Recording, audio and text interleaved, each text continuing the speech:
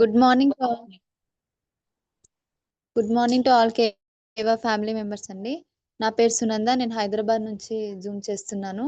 ఈరోజు నేను తీసుకున్న టాపిక్ వచ్చేసి ఫీమేల్ రిప్రొడక్టివ్ సిస్టమ్ అనాటమీ గురించి ఎక్స్ప్లెయిన్ చేయబోతున్నాను. అది అనాటమీ, నార్మల్ స్ట్రక్చర్. రేపు వచ్చేసి డిజార్డర్స్ చెప్తాను. నార్మల్గా వచ్చేసి ఫీమేల్ రిప్రొడక్టివ్ సిస్టమ్ స్ట్రక్చర్లో మనకి అనటామికల్ స్ట్రక్చర్స్ ఇవి ఉంటాయండి. సో ఇది ఫీమేల్ రిప్రొడక్టివ్ సిస్టమ్. సో దీంట్లో మనకి పార్ట్స్ వచ్చేసి వెజైనా, ఈ పార్ట్ వచ్చేసి సర్విక్స్, దీన్ని వచ్చేసి యూట్రస్ అంటారు, అదే గర్భసంచి అని కూడా అంటారు తెలుగులో. ఇక్కడ ఈ ట్యూబ్స్ ఇది వచ్చేసి ఫాలోపియన్ ట్యూబ్. ఈ వైట్ కలర్ ఉండేదాన్ని ఏమంటారు అంటే ఓవరీ అంటారు. సో ఈ పార్ట్స్ అన్నిటికీ అంటే ఒక్కొక్క పార్ట్ కి ఒక్కొక్క ఫంక్షనింగ్ అనేది ఉంటది. సో ఫస్ట్ ఆఫ్ ఆల్ ఈ ఓవరీస్ మనకి టూ సైడ్స్ ఉంటాయి. Ovaries right side ovary and left side. So ఈ టూ ఓవరీస్ నుంచి ఏం జరుగుతుంది అంటే ఎవ్రీ మంత్ మనకి ఎగ్ అనేది ఫామ్ అవుతుంది. ఆ ఎగ్ మామూలుగా అయితే 15 నుంచి 20 ఎగ్స్ అలా ఫామ్ అవుతాయి. అందులో నుంచి ఒక ఎగ్ మాత్రమే మనకి మెచ్యూర్ అయ్యి రిలీజ్ అవుతుంది అనమాట. ఆ ఎగ్ ద్వారానే ప్రెగ్నెన్సీ అనేది వచ్చే ఛాన్స్ ఉంటుంది. సో ఈ ఓవరీస్ లో ఏం జరుగుతుంది అంటే ఎగ్ డెవలప్మెంట్, అలాగే డెవలప్ అయిన ఎగ్ లో నుంచి ఒక ఎగ్ మాత్రమే మెచ్యూర్ అవ్వడానికి జరిగే ప్రాసెస్ అంతా ఇక్కడ జరుగుతుంది. అంటే దీంట్లో నుంచి మనకి ఎగ్ డెవలప్మెంట్ ఒకటి జరుగుతుంది. ఇంకోటి ఏంటి అంటే దీని నుంచి 2 హార్మోన్స్ అనేవి రిలీజ్ అవుతాయి, ఈస్ట్రోజన్ అండ్ ప్రొజెస్ట్రాన్ అనే హార్మోన్స్. ఈ 2 హార్మోన్స్ కూడా ఒకటి మెన్స్ట్రువల్ సైకిల్, మెన్సెస్ రావడానికి యూజ్ అవుతుంది. ఇంకో హార్మోన్ వచ్చేసి మనకి ఒకవేళ తను ప్రెగ్నెన్సీ వస్తే ఆ మంత్ లో తనకి ఏదైతే ఫామ్ అయిన పిండం ఉంటుందో, ఫీటస్ ఉంటుందో, అది గర్భసంచిలో కాపాడడానికి, అంటే అబార్షన్స్ అట్లా అవ్వకుండా 9 మంత్స్ అది క్యారీ అవ్వడానికి, 9 మంత్స్ సేఫ్ గా బేబీ డెవలప్ అవ్వడానికి ఆ హార్మోన్స్ అనేవి రిలీజ్ అవుతాయి అనమాట. అవి ఎక్కడి నుంచి వస్తున్నాయి అంటే ఈ ఓవరీస్ నుంచే వస్తున్నాయి. 2 ఓవరీస్ ఉంటాయి, right and left ovary. Next వచ్చేసి ఆ ఓవరీ నుంచి మనకి కనెక్ట్ అవుతూ, అంటే గర్భసంచికి ఈ ఓవరీకి కనెక్ట్ అవుతూ మనకి ఈ ట్యూబ్ అనేది ఉంటుంది. ఈ ట్యూబ్, ఈ రెడ్ కలర్ ట్యూబ్ లాగా ఉంది కదా, దీన్ని ఏమంటాము అంటే ఫాలోపియన్ ట్యూబ్ అంటాము. ఈ ఫాలోపియన్ ట్యూబ్ కి కూడా ఫంక్షనింగ్ ఉంది. ఏంటి అంటే రిలీజ్ అయిన ఎగ్ ఉంటది కదా, ఈ ఓవరీలో రిలీజ్ అయిన ఎగ్ ఈ ట్యూబ్ లో నుంచి పాస్ అవుతూ మనకు ఒక పార్ట్ దగ్గరకు వచ్చి ఆగుతుంది. సో అక్కడ మనకి ఎగ్ అనేది ఫర్టిలైజ్ అవుతుంది. అంటే మేల్ నుంచి వచ్చిన స్పర్మ్ సెల్ తో అక్కడ అది ఫర్టిలైజ్ అవుతుంది అనమాట. దాని నుంచి అది మళ్ళీ పిండంగా ఏర్పడుతుంది. సో అది ప్రాసెస్ మొత్తం మనకి ఈ ఫాలోపియన్ ట్యూబ్ లోనే జరుగుతుంది. నెక్స్ట్ వచ్చేసి ఇది యూట్రస్. ఇది మెయిన్ పార్ట్ అన్నమాట. ఫీమేల్ రిప్రొడక్టివ్ సిస్టమ్ లో ఫీమేల్స్ కి మెయిన్ పార్ట్ ఏంటి అంటే ఇది యూట్రస్. దీని గర్భసంచి కూడా అంటారు. దీంట్లో మనకి 2 ప్రాసెస్ జరుగుతుంది. ఒకటి మెన్సెస్ స్టార్ట్ అయ్యాక, తను మెచ్యూర్ అయ్యాక, అక్కడ నుంచి ఆ మెచ్యూరిటీ నుంచి మనకి మెన్సెస్ సైకిల్ అనేది ఇక్కడే జరుగుతుంది. మ్యారేజ్ అయిన తర్వాత తను కన్సీవ్ అవుతే ప్రెగ్నెన్సీ, బేబీ యొక్క గ్రోత్, డెవలప్మెంట్ 9 మంత్స్ వరకు ఆ ప్రెగ్నెన్సీ పీరియడ్ మొత్తం కూడా ఈ గర్భసంచిలోనే జరుగుతుంది అనమాట. సో దాని తర్వాత డెలివరీ కూడా, అంటే ఈ యూట్రస్ అనేది మూవ్ అవుతేనే లోపల ఉన్న బేబీ బయటికి రాగలుగుతుంది. అది కూడా 9 మంత్స్ కంప్లీట్ అయ్యి 10 మంత్స్ ఆ టైంలో. సో యూట్రస్ అనేది మనకి 3 ఫేజెస్ లో ఉపయోగపడుతుంది ఆడవాళ్ళకి. ఒకటి వచ్చేసి మెన్స్ట్రువల్ సైకిల్ జరగడానికి, ఇంకోటి ప్రెగ్నెన్సీ మొత్తం బేబీని డెవలప్ చేసి, తర్వాత థర్డ్ స్టేజ్ వచ్చేసి బేబీ మొత్తం కంప్లీట్ గా బర్త్ అవ్వడానికి, అంటే డెలివరీ అవ్వడానికి ఈ యూట్రస్ అనేది మనకి ఉపయోగపడుతుంది. అండ్ లాస్ట్ ఇది వచ్చేసి వెజైనా అంటారు. దీన్ని బర్త్ కెనాల్ అని కూడా అంటారు. నార్మల్ డెలివరీ జరిగినప్పుడు బేబీ అనేది ఈ ద్వారం నుంచి, అంటే ఈ వే నుంచే బయటకు వస్తుంది అనమాట. సో ఇవన్నీ కూడా ఫీమేల్ రిప్రొడక్టివ్ సిస్టమ్ యొక్క ఆర్గన్స్ అన్నమాట. దీంట్లో ఫస్ట్ మనం డిస్కస్ చేసుకుంటే మనకి ఓవరీస్. నేను ఇందాక చెప్పాను కదండి, ఓవరీస్ దేనికి యూజ్ అవుతుందంటే ఎగ్ డెవలప్ అవ్వడానికి, ఎగ్ ప్రొడక్షన్ కోసం మనకి ఈ ఓవరీస్ అనేవి యూజ్ అవుతుంది. సో ఇలా అన్నమాట. ఈ యెల్లో కలర్ది వచ్చేసి ఓవరీ. సో దీంట్లో వచ్చేసి మనకి ఎవ్రీ మంత్, ప్రతి మంత్ ఫీమేల్స్ కి, ఆడవాళ్ళలో 15 నుంచి 20 ఎగ్స్ అంటే ఎగ్ సెల్స్ అన్నమాట. అవి డెవలప్ అయితే అవుతాయి. కానీ ఆ 20లో నుంచి ఒకటి మాత్రమే కంప్లీట్‌గా డెవలప్ అయ్యి మెచ్యూర్ అవుతది. మెచ్యూర్ అంటే కంప్లీట్‌గా గ్రోత్ అయింది అని అర్థం. సో, ఆ మెచ్యూర్ అయిన ఎగ్ ద్వారానే ప్రెగ్నెన్సీ అనేది వస్తుంది. తను కన్సీవ్ అవ్వగలుగుతుంది. ఆమె మ్యారీడ్ వుమెన్ అయితే, ప్రెగ్నెన్సీకి ప్లాన్ చేసుకుంటే. సో, ఒకవేళ ఫీమేల్ తను మ్యారీడ్ అవ్వలేదు, టీనేజ్ గర్ల్, యంగ్ గర్ల్ అనుకోండి. ఆ ఎగ్ అనేది మెచ్యూర్ అయిన తర్వాత వాళ్ళకి మళ్ళీ మెన్సెస్‌లో అది వెళ్ళిపోతుంది. సో, ఎగ్ అనేది ఒక ఎగ్ మాత్రమే ఓవరీ నుంచి మెచ్యూర్ అయ్యి, ఈ విధంగా అది బ్లాస్ట్ అవుతుందనమాట. అంటే చాలా ఎగ్స్ అనేవి ఒక దగ్గర ఒక గుంపులాగా ఉంటాయి. అందులో నుంచి ఒకటి మెచ్యూర్ అయ్యి, ఇలా బ్లాస్ట్ అయ్యి ఇలా వస్తుంది. ఇది ఎగ్ అన్నమాట. ఇలా బయటికొచ్చేసి మనకి ఇవి ఆరెంజ్ కలర్ ఉంది కదా! ఇదొచ్చేసి ఏంటి అంటే ట్యూబ్ అన్నమాట. దీన్నేమంటారు ఇందాక చెప్పాను గదండీ! ఫాలోపియన్ ట్యూబ్ అంటారు. దీంట్లో మనకి పార్ట్స్ ఉన్నాయి. ఫాలోపియన్ ట్యూబ్‌లో ఇది యాంపులా అనే పార్ట్, ఇది ఇస్తమస్ అన్నమాట. సో, ఈ పార్ట్స్‌లో ఈ ఓవరీ నుంచి రిలీజ్ అయిన ఈ ఎగ్ ఇలా ఈ ట్యూబ్ ద్వారా పాస్ అవుతూ వచ్చి మనకి ఇక్కడ ఫాలోపియన్ ట్యూబ్ దగ్గరకొచ్చి ఆగుతుంది. సో, అది మెచ్యూర్ అయిన ఎగ్ అన్నమాట. అదే మెచ్యూర్ అయిన ఎగ్ ఇదే మనకి ప్రెగ్నెన్సీ రావడానికి యూజ్ అయ్యే ఎగ్ అన్నమాట. సో, ఇది ఎంత హెల్తీగా ఉంటే ఈ ఎగ్ ఎంత హెల్తీగా ఉంటే అంత ప్రెగ్నెన్సీ అనేది తొందరగా అచీవ్ అవ్వగలుగుతది. ఎగ్ సైజ్ అనేది అవన్నీ నేను నెక్స్ట్ మెన్స్ట్రువల్ సైకిల్‌లో చెప్తాను. ఎంత సైజ్ ఉండాలి ఏంటి అనేది. మామూలుగా అయితే ఫిజియాలజీ ఏంటి అంటే ఈ ఓవరీ నుంచి ఎగ్ రిలీజ్ అవుతుంది. ఆ ఎగ్ రిలీజ్ అయ్యి ట్యూబ్ ద్వారా అది ఇక్కడికొచ్చి మనకి స్టోర్ అయ్యి ఉంటుంది. సో, అప్పుడు మేల్ నుంచి స్పెర్మ్ సెల్ వచ్చి ఈ ఎగ్గుతో మీట్ అవుతే అది మనకి పిండంగా ఏర్పడుతుందనమాట. జరిగేది కూడా ఆ స్పెర్మ్ అనేది కూడా ఈ ద్వారం నుంచి గర్భసంచి నుంచి ట్రావెల్ అవుతూ ఇక్కడికి రావాలన్నమాట. ఎందుకంటే ఎగ్ ఉండేది ఇక్కడే. ఈ ట్యూబ్‌లోనే ఉంటది కాబట్టి, ఎగ్ ఇక్కడే ఉంటుంది కాబట్టి, ఈ ట్యూబ్‌లో నుంచి స్పెర్మ్ అంటే మేల్ నుంచొచ్చే మగవారి నుంచొచ్చే సెల్లు ఈ ట్యూబ్‌లోకి వచ్చిన తర్వాతనే ఆ ఎగ్ అలాగే ఆ మగవాళ్ళ నుంచి వచ్చిన సెల్ ఉంటుంది కదా! Sperm cell. ఇవి 2 కూడా కలిసి మనకి పిండంగా ఏర్పడి, మళ్ళీ అక్కడి నుంచి ఈ ట్యూబ్ ద్వారా ఈ గర్భసంచికొచ్చి అది చేరుతుంది. చేరి అది ఈ గర్భసంచిలో ఉండే వాల్స్ ఉంటాయన్నమాట. దాంట్లోకొచ్చి అది అతుక్కుంటుంది. అది అతుక్కోవడానికి అలానే 9 మంత్స్ అది అలాగే అతుక్కొని ఆ పిండం అనేది 9 మంత్స్ ఒక బేబీని డెవలప్ చేయడానికి హార్మోన్స్ అనేవి ఆ టైంలోనే ఈ ఓవరీ నుంచి రిలీజ్ అవుతాయి. ఆ ప్రొజెస్టెరాన్ అనే హార్మోను హెల్తీ ప్రెగ్నెన్సీ అంటే ప్రెగ్నెన్సీ 9 మంత్స్ ఎలాంటి అబార్షన్స్ కానీ, బ్లీడింగ్ కానీ జరగకుండా యూజ్ అవుతుందనమాట. సో, ఇలా మనకి ఓవరీస్ ఈ ఆరెంజ్ కలర్‌లో ఉన్న ఫాలోపియన్ ట్యూబ్, ఈ పింక్ కలర్‌లో ఉండే ఇది యూట్రస్ ఈ గర్భసంచి కూడా మనకి ఈ విధంగా యూజ్ అవుతుంది. అంటే ఒకటి ప్రెగ్నెన్సీ కోసం యూజ్ అవుతుంది. ఇంకోటొచ్చేసి మన బాడీలో మెన్స్ట్రుయేషన్ జరగడానికి, మెన్స్ట్రువల్ సైకిల్ జరగడానికి యూజ్ అవుతుందనమాట. సో, ఇది నార్మల్‌గా జరిగే ప్రాసెస్. అంటే ప్రెగ్నెన్సీ రావాలంటే ఈ ప్రాసెస్ అనేది జరగాలి. ఒకవేళ తను టీనేజ్ గర్ల్ రీసెంట్‌గానే మెచ్యూర్ అయినప్పుడు ఆమెలో జరిగేదేంటి అంటే మెన్స్ట్రువల్ సైకిల్ జరుగుతుంది. మెన్స్ట్రువల్ సైకిల్ జరిగిన తర్వాత ఈ ఎగ్ అనేది రిలీజ్ అవ్వడము, తర్వాత అది మళ్ళీ ఆమె ఎట్లా ప్రెగ్నెంట్ అవ్వదు. ఎందుకంటే తను అన్‌మ్యారీడ్ గాబట్టి వాళ్ళకి స్పెర్మ్ సెల్స్ అవేమి ఉండవు రావు కాబట్టి.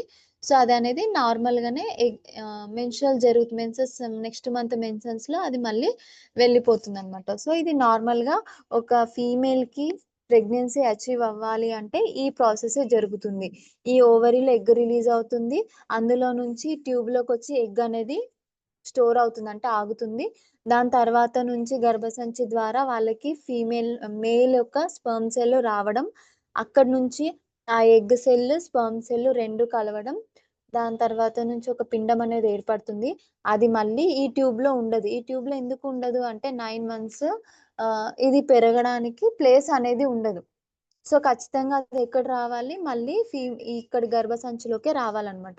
వస్తేనే అక్కడ గ్రోత్ అనేది 9 మంత్స్ అక్కడ గ్రో అయ్యి ప్రెగ్నెన్సీ మొత్తం క్యారీ ఔట్ అవుతుంది. సో, అందుకని ఇక్కడ ఏం జరుగుతుంది అంటే ఫర్టిలైజేషన్ జరుగుతుంది. ఫర్టిలైజేషన్ ఏంటి అంటే మేల్ సెల్, ఫీమేల్ సెల్ కలిసేదాన్ని ఫర్టిలైజేషన్ అంటారు. ఫర్టిలైజేషన్ జరిగిన తర్వాత ఫీటస్ అంటే పిండం అనేది ఏర్పడుతుంది. అది ఆ ట్యూబ్‌లో నుంచి అంటే ఈ ఆరెంజ్ కలర్ ట్యూబ్‌లో నుంచి పాస్ అవుతూ ఇక్కడ గర్భసంచిలోకొచ్చి చేరుతుందనమాట. సో, 9 మంత్స్ అనేది ప్రెగ్నెన్సీ అనేది కంటిన్యూ అవుతుంది. సో, ఆ చేరేదాన్ని ఏమంటాము అంటే ఇంప్లాంటేషన్ అంటాము.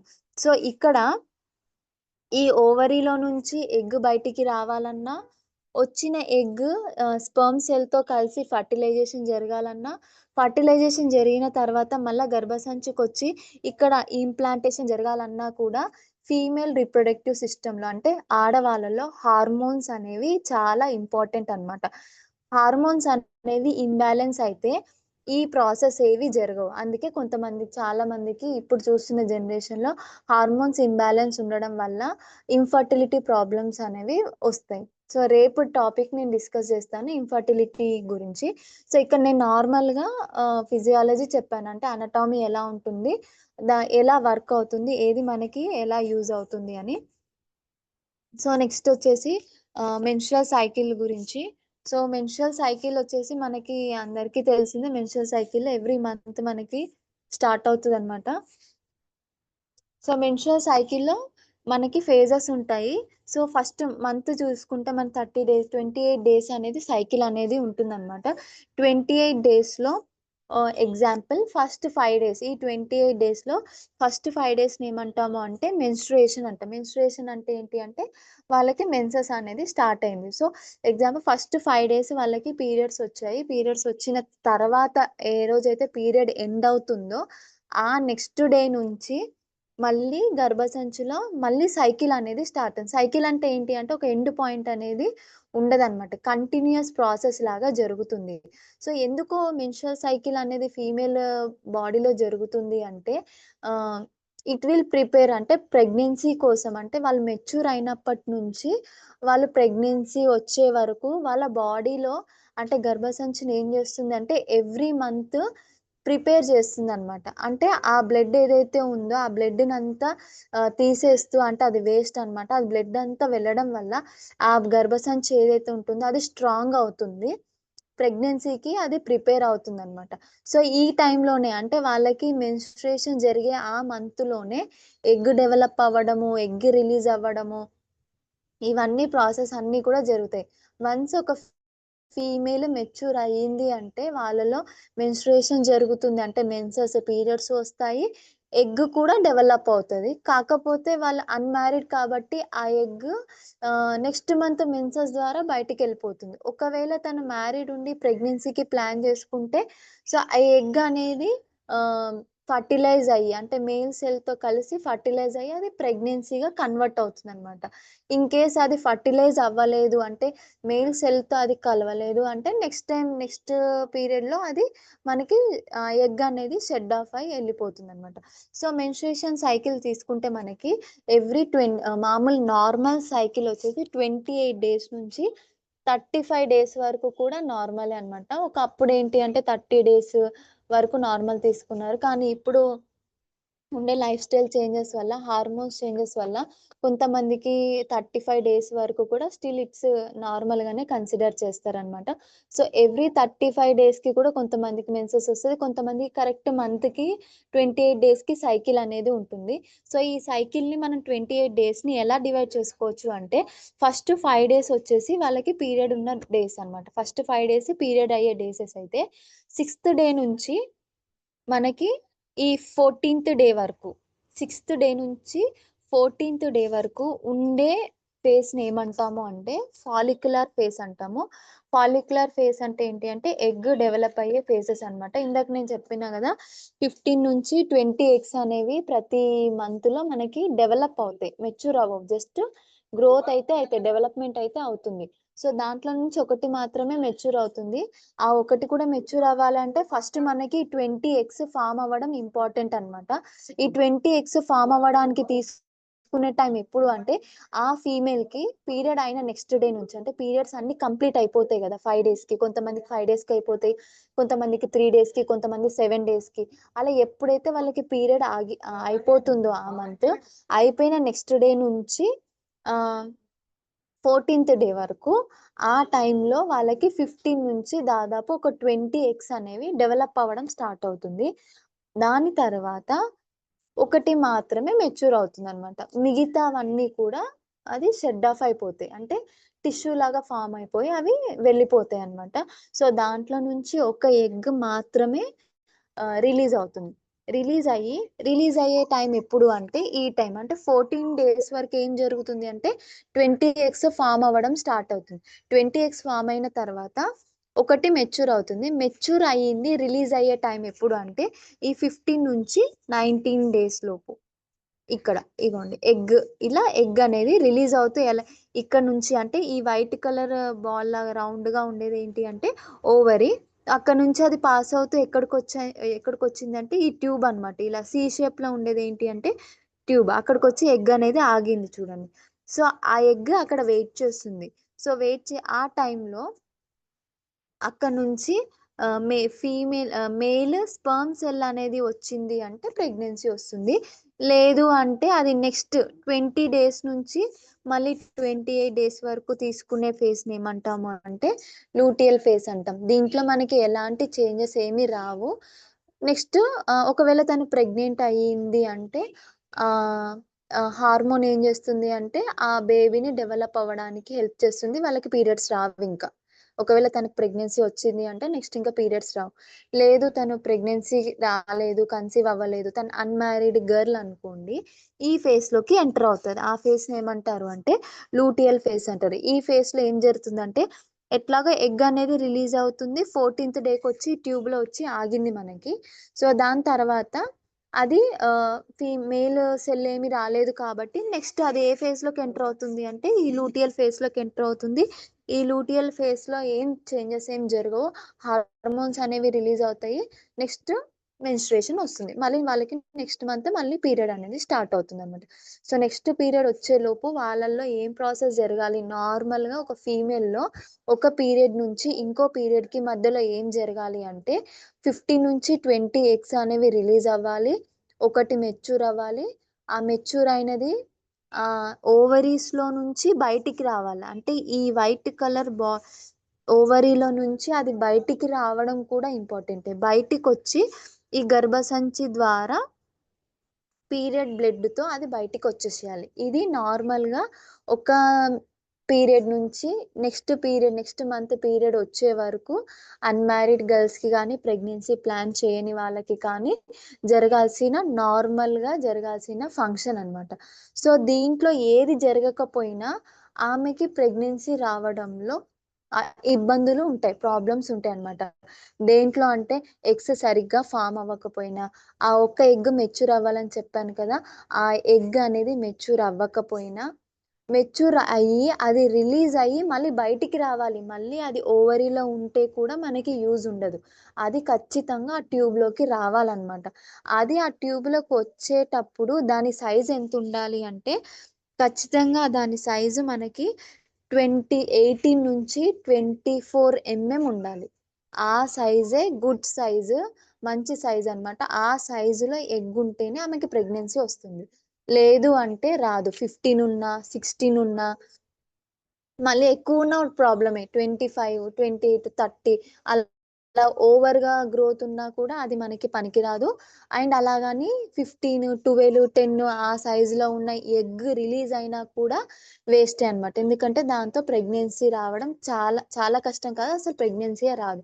సో, ఆ ఎగ్ అనేది ఆ సైజ్‌కి రావాలి అంటే హార్మోన్ అనేది చాలా ఇంపార్టెంట్ అన్నమాట.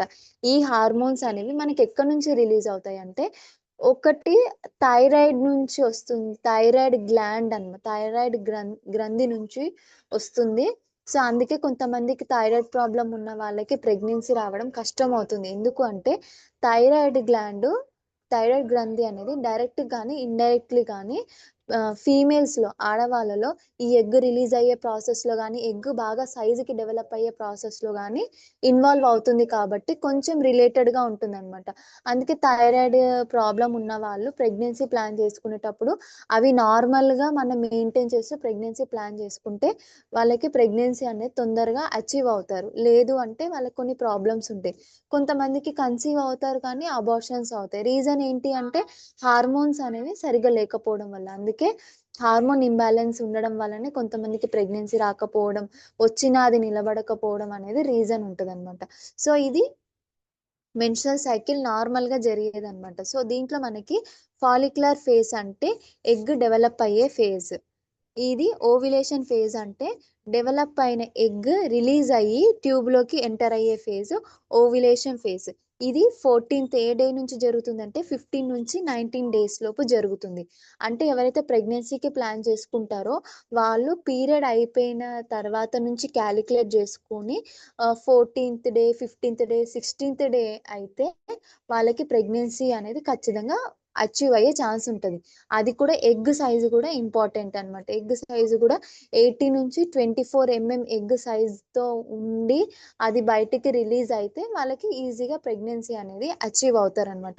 ఒకవేళ వాళ్ళకి ప్రెగ్నెన్సీ అచీవ్ అవ్వలేదు, రాలేదు, వాళ్ళు కన్సీవ్ అవ్వలేదు అంటే ఆ ఎగ్ అనేది ఈ ట్యూబ్ నుంచి పాస్ అవుతూ ఈ రెడ్ కలర్ అంతా ఏంటి అంటే సెల్ లోపల ఉండే వాల్స్ లేయర్ అన్నమాట. అది డెవలప్ అవుతూ రెడ్ కలర్ తర్వాత 28 డేస్‌కి మళ్ళీ ఏమవుతుందంటే పీరియడ్ రూపంలో బ్లడ్ అనేది బయటికొచ్చేస్తుంది. ఇది మెన్స్ట్రుయల్ సైకిల్ నార్మల్‌గా జరిగే ప్రాసెస్ అన్నమాట.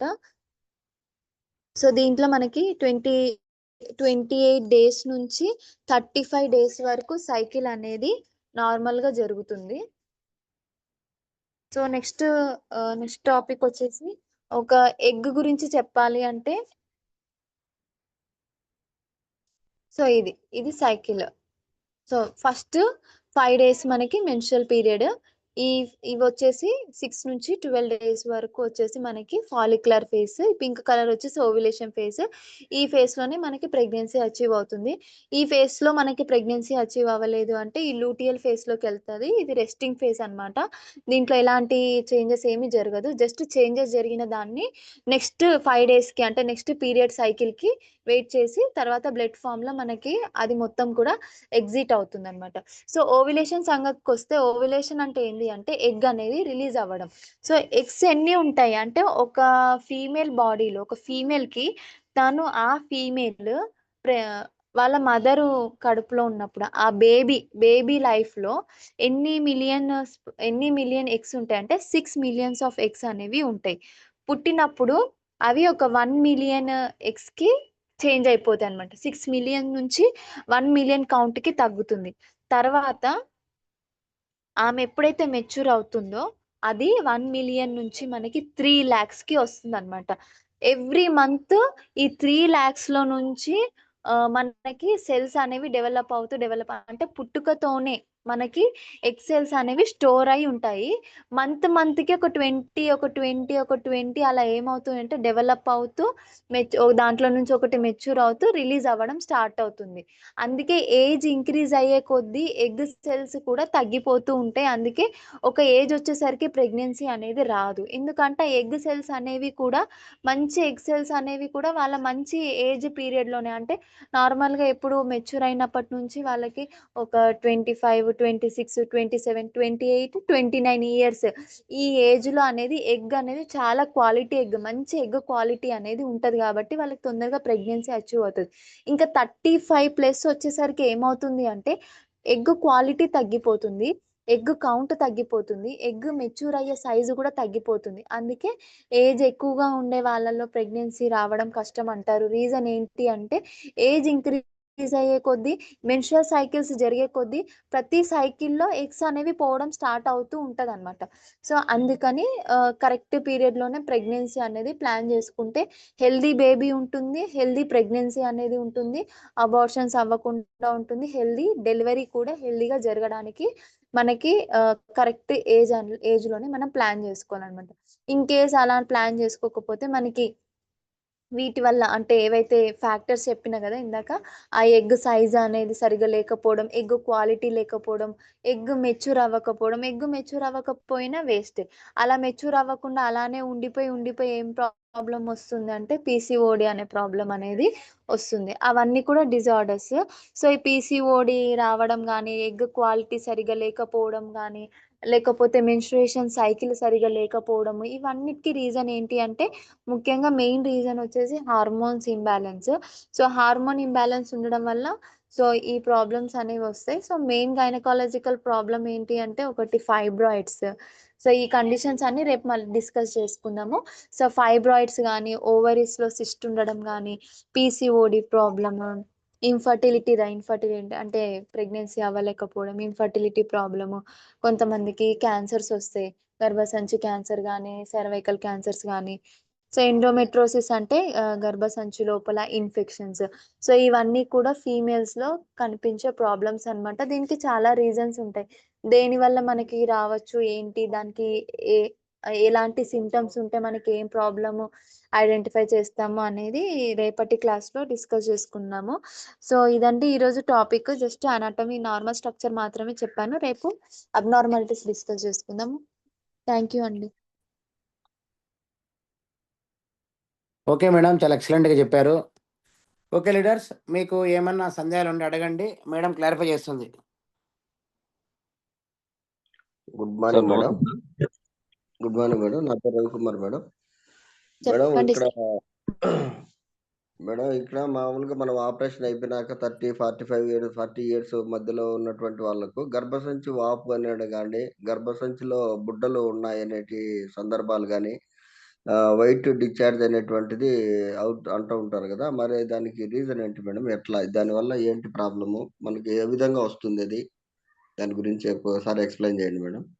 అవి ఎందువల్ల అబ్నార్మాలిటీస్ రేపు రేపు చెప్తాను సార్. అవన్నీ మీరు చెప్పినవన్నీ అబ్నార్మాలిటీస్ రేపు అవి డిస్కస్ చేస్తాను సార్. అంటే దేని వల్ల వైట్ డిశ్చార్జ్ దేని వల్ల వస్తుంది, గర్భసంచిలో కొంతమందికి గడ్డలు వస్తాయి. సో అవి రీజన్స్ ఏంటి అనేది రేపు అబ్నార్మల్ కండిషన్స్ అన్ని రేపు చెప్తాను sir. Okay, thank you madam. Thank you. రేపు కూడా కనెక్ట్ అవ్వండి సార్, చెప్తాను. ఓకే మేడం, తప్పకుండా madam. Thank okay you sir. Madam good morning madam. చెప్పండి మేడం. Good morning madam. చాలా బాగా చెప్పారు, ప్రెజెంటేషన్ బాగుంది. Thank you madam. Thank you madam, madam. మా కొలీగ్ తను నియర్లీ ఒక 30 years ఉంటుంది అనుకుంటా ఏజ్. వాళ్ళ హస్బెండ్ 40+ ఉంటుంది, 40-45 ఉంటుంది. ఓకే. ఫస్ట్ టైం ప్రెగ్నెంట్ అయింది. అంటే ఏంటంటే లంగ్స్ డెవలప్ అవ్వలేదు, శ్వాస తీసుకోవడం కష్టంగా అనిపిస్తుంది అని చెప్పి 6 months లో తను అబార్షన్ చేయించుకుంది, అంటే డాక్టర్ సజెషన్ మీద. Okay madam. అంటే ఇది అంటే పిండం గట్టిగా లేదు, మంచిగా అలా చేసుకుంది. నెక్స్ట్ టైం కూడా అంటే ఈ మధ్య రీసెంట్ గా కన్ఫర్మ్ అయింది అనేసి హ్యాపీగా ఫీల్ అయింది. డాక్టర్ అయితే ఇంకా అది ఏంటది హార్ట్ బీట్ స్టార్ట్ అవ్వలేదు అలా చెప్తూ వచ్చారు. ఒక 2 months 3 months అయింటుంది అనుకుంటా ప్రెగ్నెంట్ అయ్యి రీసెంట్ గా.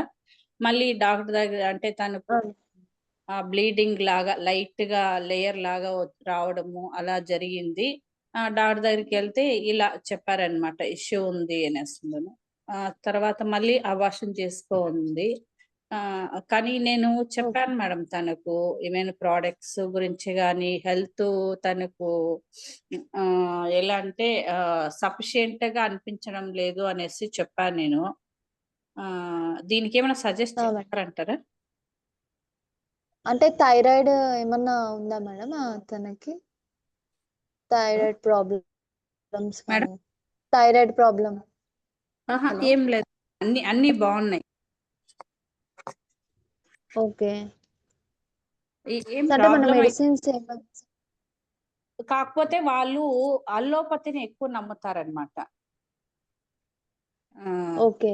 ఆర్గానిక్ కన్నా కూడా ఆర్గానిక్ లో మామూలుగా కంటెంట్ ఫుడ్ తీసుకుంటాం మేము, మాకు ఇలాంటివి నచ్చదు అనేసి అంటూ ఉంటారు.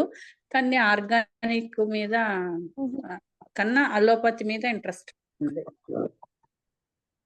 అందుకనేసి. ఒకటి వాళ్ళకి ప్రెగ్నెన్సీ ఫస్ట్ టైం కూడా వాళ్ళకి ప్రాబ్లం ఉంది అన్నారు, సెకండ్ టైం కూడా హార్ట్ బీట్ రాలేదంటే ఒకటి వాళ్ళకి జెనెటికల్ ప్రాబ్లం కూడా ఉండుండొచ్చు మేబీ. సో తను మేనమామ చేసుకోండి, మేనమామ చేసుకున్నారు మేడం ప్రెసెంట్. ఓకే. అందుకే అట్లా జెనెటికల్ ప్రాబ్లం ఉండి కూడా కొంతమందికి అన్ని బాగా ఉండి ప్రెగ్నెన్సీ ఫీటస్ డెవలప్మెంట్ అయ్యేటప్పుడు వాళ్ళకి ఆ ప్రాబ్లం ఫేస్ చేస్తారు జెనెటికల్ గా. సరే అది మేడం, మెయిన్ ఒకసారి మీ రీజన్ అయి నంబర్ ఉండొచ్చు. అది కాక చెప్పండి. మేనరికం మేడం మీ నంబర్ చెప్పండి, మీతో కాంటాక్ట్ మేడం మీ ఇప్పిస్తాం. వాయిస్ క్లియర్‌గా లేదు. ఇప్పుడు మీ వాయిస్ క్లియర్‌గా లేదు మేడం. ఇక్కడ నెట్వర్క్ ప్రాబ్లం ఉన్నట్టుంది. మీ నంబర్ చెప్పండి నాకు మేడం. సెండ్ చేస్తాను మేడం. మేడం ఓకేనా, వాయిస్ ఓకేనా? Okay madam. గ్రూప్‌లో ఉంటది మేడం నంబర్. అవునా? Okay madam, madam. ఓకే అట్లయితే madam. Thank you madam. Okay.